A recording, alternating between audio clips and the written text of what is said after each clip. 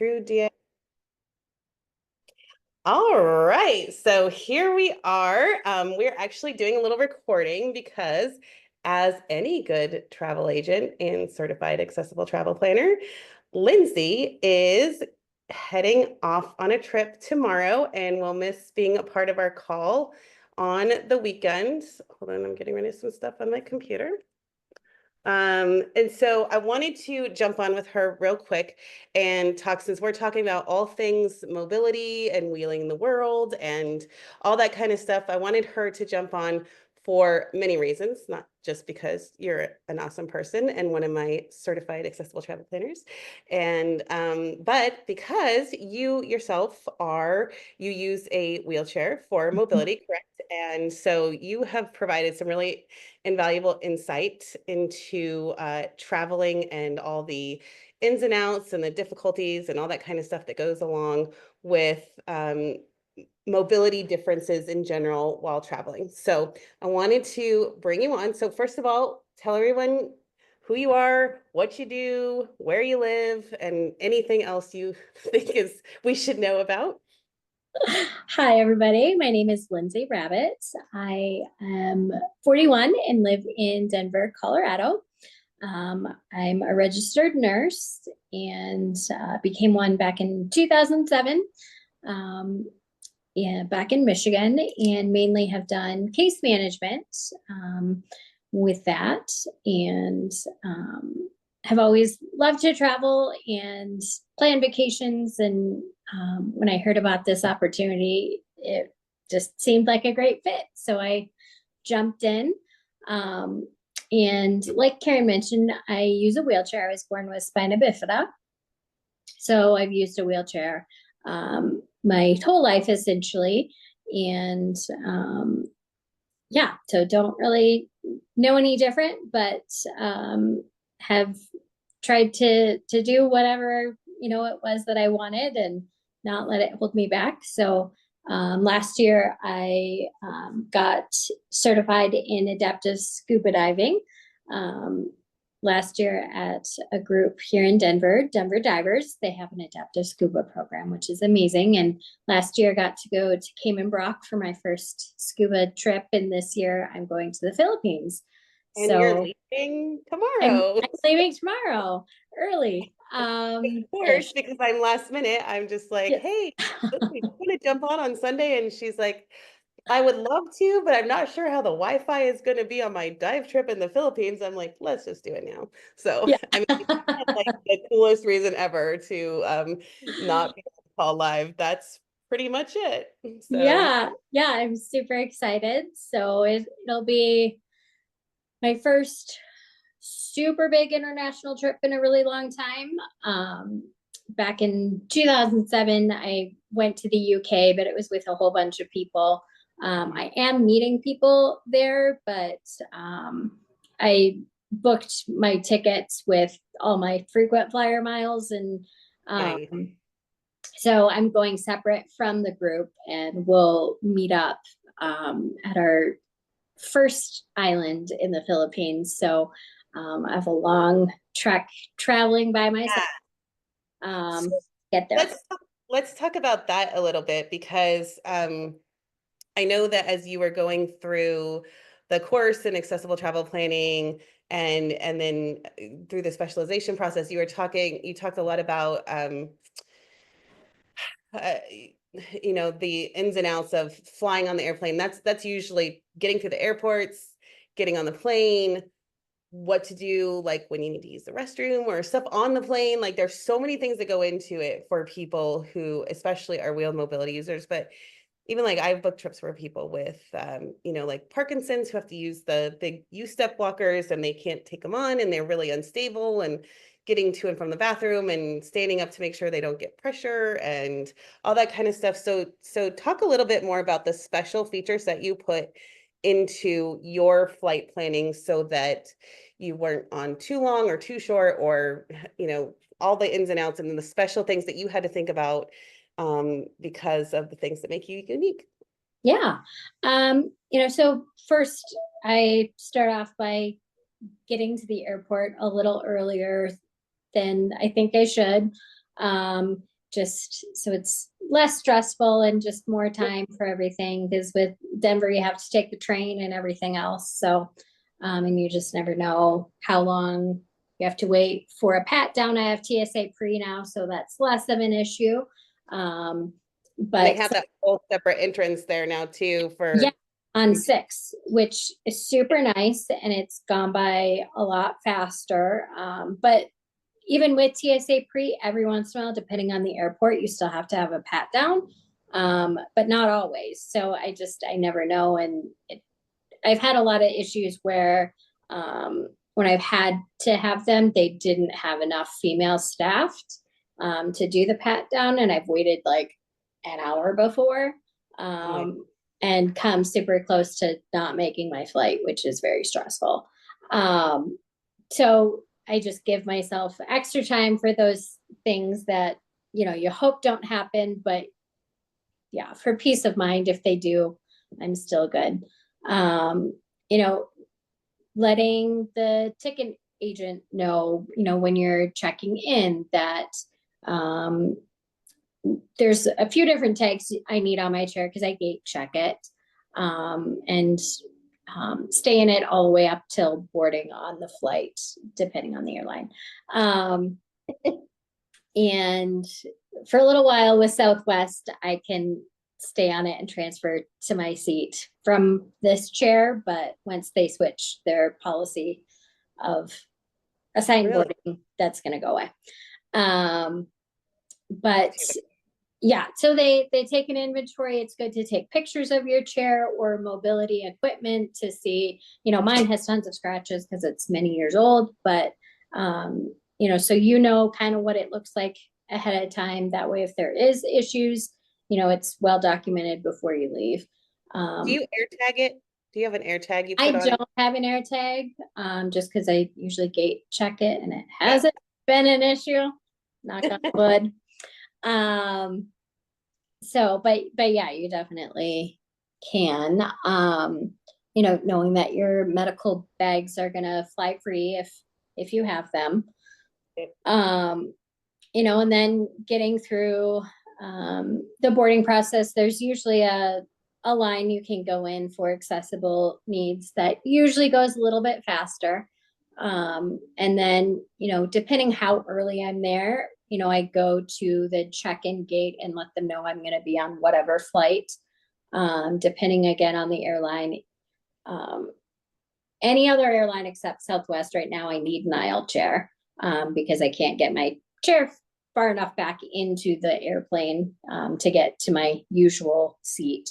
If it's economy, which 99% of the time it is.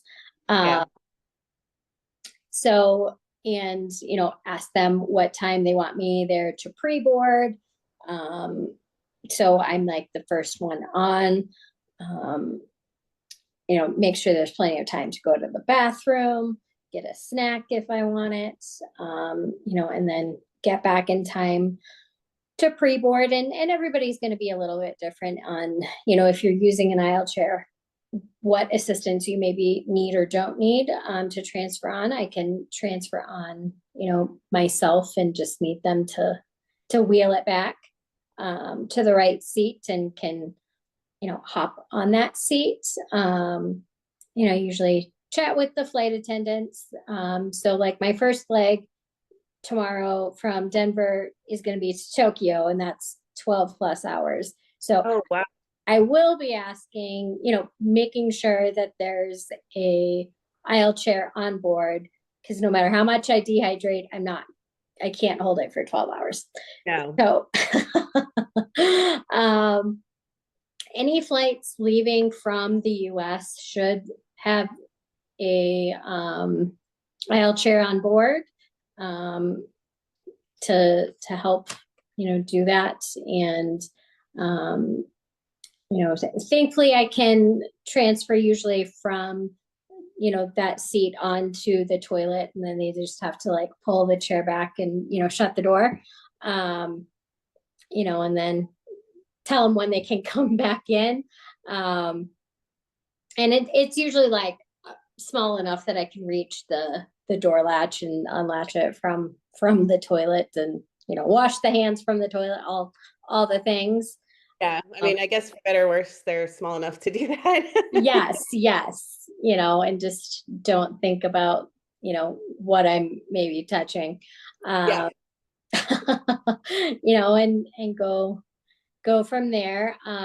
They're usually, when I am flying by myself, it's usually like smaller, like domestic flights, but they're usually good about like helping me get my carry-ons like up in the upper storage, Yeah. like I can't do that myself. Um, And then from there, so are you going to spend some time in Tokyo, or do you have no, like a layover? it, it's You're going like a different 3 hour times? layover, and then I go to Cebu, which is another island in the Philippines. And then there's another layover that's a little bit longer, but I have to switch airlines. So I'll have to get all of my baggage, go through customs, and then recheck in on like a like domestic Philippine airline. Um, Okay. and then So from there, what's your total travel time? well, I'm not totally sure because with all of the time changes, it's kind of confusing to figure it out. Um, so I leave tomorrow at like 11:40, and um, it's I think about 15 hours ish to get to Cebu, and then I think I have like 8 or 10 hours in Cebu, and then go to Manila, and then go to Dumaguete. So close to a day. Yeah. Uh, Yeah. Yeah. Well, it's amazing that they have like a straight shot to Tokyo, and that's really only yes. 2 hours than it is for me to get from Denver to Munich. So that's kind of crazy to think about too. I always I think it's was, their way. yeah, no, I was like shocked when it said it was like 12 hours and 5 minutes. I was like, really? Because, yeah, when I went to the UK, my flight, I think, was like 14 hours to Ireland. Um, and Yeah. I think that was like counting our stop in Chicago, but, Yeah. just, yeah. So I was expecting it to be longer as well. Once I'm in the Philippines, all the island hopping I have to do to get to where I'm meeting everybody, that's almost taking as long as the flight to Tokyo. So, Yeah. um, it's, I'm probably, most stressed about, getting my luggage and switching airlines. And just, there's plenty of time to do it. But, Yeah. just logistics. And potentially a language barrier. Yeah. I Do know do there's you use TSA cares when you check in from the US side? I usually don't use TSA cares. I'm not a huge fan of people pushing me. Yeah. um and they usually like are pretty like pushy and don't, I get they want to help, but Yeah. uh, it's Yeah, no, they were very not. studious for me when I used them. It was nice because they, got through really quickly. I had my dog, Mhm. like he's this big, and so they made me put him like I had to get in the wheelchair, and then they, like all that kind of stuff. And I was just like, I could just walk through. I just wanted, like kind of the experience. But I think for some people it might be nice, or like if it's a senior or whatever. But Mhm. I think the beautiful part is I love that you're doing this, and I'll look forward to hearing about what you learned, what went well, all that kind of like how much fun you had. And of course, I can't wait to see your pictures. But what I love about what we're doing is that then you can do all of these details, and you can not only share them with your fellow travel planners and accessible, travel planner people, but you can also take all of that stress and weight off of the actual traveler by doing it. You can call the airline, you can make sure that everything's set up and they know they have the mobility need, and make sure that they have the aisle chair, like that's all a part of what we do. And that's Mhm.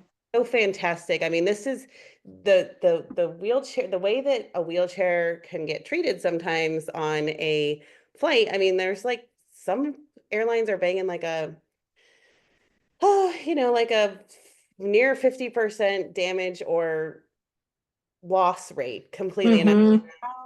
but then if you look out the window, because you get on the plane first, if you look out the window and you can see like how they're loading stuff onto the plane. So gate checking is probably a really good idea.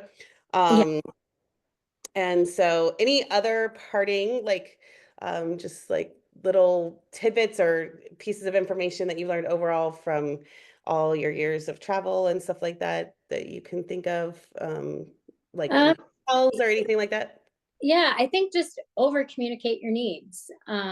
It can be hard if you're traveling maybe for the first time, you may not always know what your needs are. But just being as direct as possible, you know, at at each point, when you check in, when you then go to your gate, say, I need X, Y, and Z. What do you need from me? Yeah. So expectations are set along the way. Being friendly with your flight attendants and letting them know, if you need help, ask questions. Um, and finding out, yeah, where your nearest bathrooms are, all of all of Are that. you strategic, like on a big flight like that, that probably has like, the big 787s or whatever they are? Do you have a special place on the plane that you like to sit to just like ease of the bathroom, but not where you're listening to people open and close the door all day long? Or is there a special place on the plane? I always ask the flight attendants, I'm like, where would you, if you were in a wheelchair, if you were, had a kid with autism, where would you sit on this plane? So I'm always kind of, Yeah, yeah, and I guess it depends. I don't know. I don't have like a favorite spot, I guess. But it also depends. Like, yeah, it can be easier if you have a window seat because sliding over the entire row.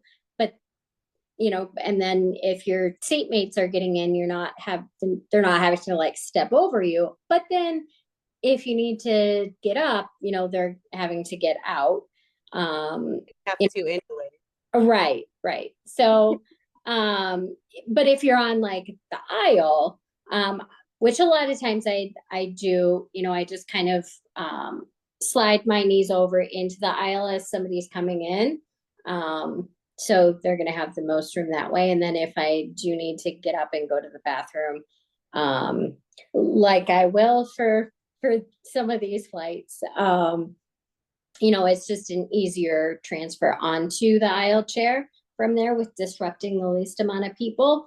You don't have the window to lay on to sleep, but so there's pros and cons to both, but I think it also depends too on people's overall mobility needs. If you don't have that core strength to kind of pivot to the side, or whatnot, or maybe you have a Foley in and Yep.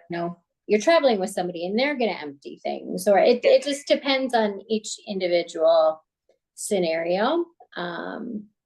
And yeah, my first big international flights to the UK, I was accidentally put in a evacuation row, and like the flight attendants, I don't think they like put it together like when they saw me come in. So then they came back and they're like, okay, can you, perform these duties? And I'm like, well, okay. I was 18.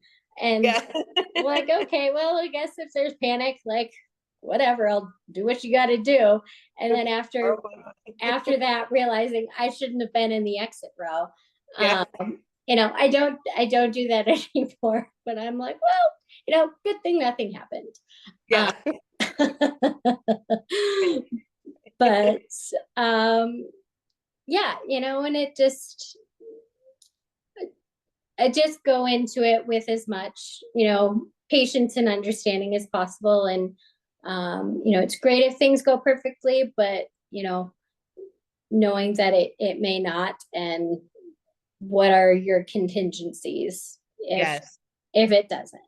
We are big on contingencies in our program. And I just think like, you're a wonderful self advocate, and that's so much of what we teach, and I'm an occupational therapist, and I've spent my life with my own needs advocating for others. And and teach and learning how to, well, yeah, advocating for myself and teaching others how to advocate for themselves as well, because that's like the most important thing. I've had people that were like, I got them the accessible room, and I check in like in the morning time for them, and I'd be like, so how did everything go? I didn't hear anything, must have gone fine.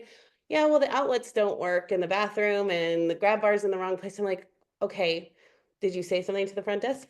No. Okay, well, let's I love that you're telling me, but so I always make sure to tell people, like, when you're in the moment, do what you got to do to Mhm.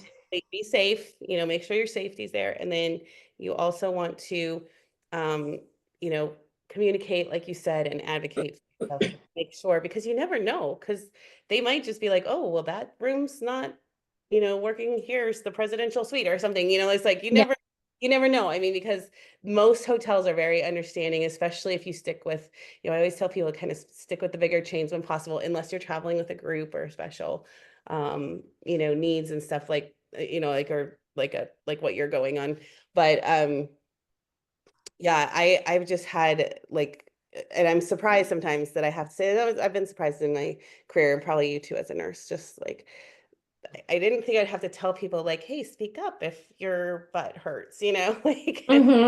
Yeah, yeah. I mean, just the I was at my brother's wedding last month in San Diego, and the place we were staying was like so great. And it was like a little mini suite with like a kitchenette, and it was like accessible and things were low, but still looked cute and went with like the overall appeal of like the resort we were at. The only thing was like the shampoo, conditioner, body wash. It was like kind of far away from like the shower seat and the sprayer, which was thankfully right next to the shower seat. A lot of times it's not. So, I made it work while we were there. And then when we were checking out, I'm like, just for reference, it'd be great if this could be moved closer, and they're like, Yeah, okay. They took a note and they were all super nice. I'm like, just in case no one's ever said anything, can't change something if you don't know there's a problem. yeah, And I did it very, very kindly because it didn't like put a damper on the stay or anything. right.